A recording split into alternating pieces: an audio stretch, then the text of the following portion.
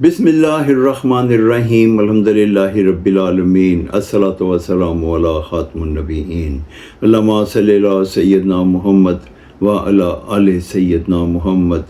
السلام علیکم ورحمۃ اللہ وبرکاتہ۔ میرے ناظرین و سامعین، میری آج کی حدیث صحیح بخاری کتاب الصلاۃ 731 حدیث نمبر 1080 نمبر۔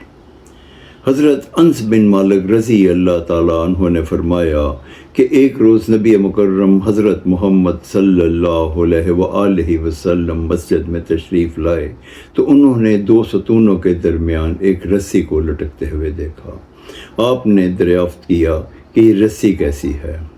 صحابہ نے عرض کی، یا رسول اللہ، یہ حضرت زینب کی ہے، جب وہ نماز پڑھتے پڑھتے تھک جاتی ہیں، عبادت کرتے کرتے تھک جاتی ہیں تو وہ اس کا سہارا لے لیتی ہیں۔ امام المرسلین خاتم النبیین رحمت للعالمین حضرت محمد صلی اللہ علیہ وآلہ وسلم نے ارشاد فرمایا کہ اس کو کھول دو، کیونکہ نماز اس وقت تک پڑھنی چاہیے، عبادت اس وقت تک کرنی چاہیے جب تک دل جمی اور نشاط باقی رہے۔ اس حدیث مبارکہ کا ایک حصہ ہے کہ حضرت عائشہ صدیقہ رضی اللہ تعالی عنہ نے ارشاد فرمایا کہ ایک روز نبی مکرم حضرت محمد صلی اللہ علیہ وآلہ وسلم تشریف لائے۔ حضرت عائشہ صدیقہ رضی اللہ تعالی عنہ کے پاس ایک عورت ٹھہری ہوئی تھی جو رات رات بھر نماز پڑھتی تھی۔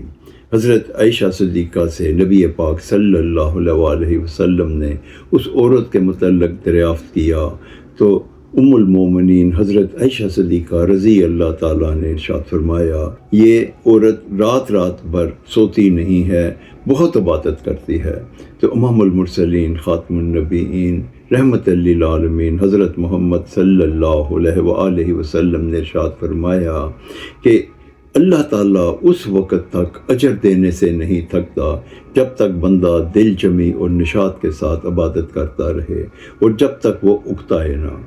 اس سے حدیثوں سے ہمیں اس چیز کی آگاہی ہوتی ہے کہ ہمارے دین میں بالکل سختی نہیں ہے۔ ہمیں چاہیے کہ جب تک ہم خشوع و خضوع کے ساتھ عبادت کریں، دل جمی کے ساتھ عبادت کریں، نشاط باقی رہے، تو وہ عبادت ہمارے لیے سب سے بہتر عبادت ہے۔